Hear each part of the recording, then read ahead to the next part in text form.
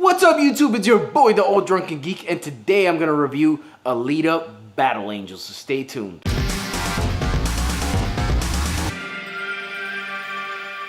So before we get started, go ahead and hit that subscribe button, hit the bell notifications, all that good stuff, like the video.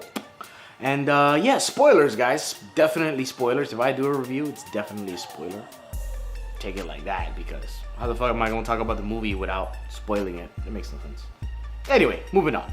Last night I went to see Alita Battle Angel because people in the comments were saying that Alita was gonna be the best movie of the year. It's great source material, all that good stuff. So it piqued my interest a little bit. I am not personally familiar with the source material. I don't know if it's even like a book or a manga. I'm not even sure if it was an anime or whatever.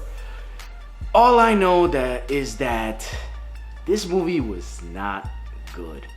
And its major sin was it lacked focus. This movie was completely unfocused. You know, you did not get any depth to the characters, and they kept throwing them into these situations where you don't care about them yet, but you're supposed to care about them because of the situation. And you know, the movie just expects you to do leaps and bounds with these characters. Some characters, like Jennifer Connelly's character, I felt like she got super shortchanged.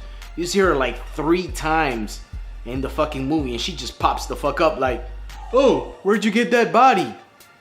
Like, bitch, where you come from? They had great actors like Jennifer Connelly, Mahershala Ali, Christoph Waltz, and they just gave them these, you know, one-dimensional characters, 2-dimensional characters. It just, I don't know, man, that just left a bad flavor in my mouth. Also, I understand that the world is very extensive, and that kind of piqued my interest, but at the same time, it was just not done well. Like, they threw everything at you and expected you to like know everything. I'm assuming that if you went into this movie already knowing everything about it, you're like, oh yeah, that's pretty cool, that's a nice little Easter egg. But for like the average audience member, I was fucking lost. They threw a lot of their mythos at you, but they doesn't seem like they accomplished anything with it, because you don't fully understand everything that happens, and that's in detriment of the movie. And at the same time, it takes up so much screen time that you feel like you should have a better understanding. It's like a weird middle ground. And like, this movie had everything in a way. Like, it had all the makings of a great movie. It had a good world. It had a character you should care about. Like, by the end, I kind of cared a bit about Alita, but her relationships to other characters, especially her boyfriend character, seemed so hollow and just, you know, kind of not well developed. If there's one thing about this movie that was really good, was the action. The action was pretty dope. But since their story beats were very predictable, the action felt like it had no stakes. Like, yeah, you know, she's gonna work through this, and you know, at one point her body is destroyed, but she had already pulled another body out of the river, so you're like, okay, they destroyed her body, she's just gonna jump in the new body.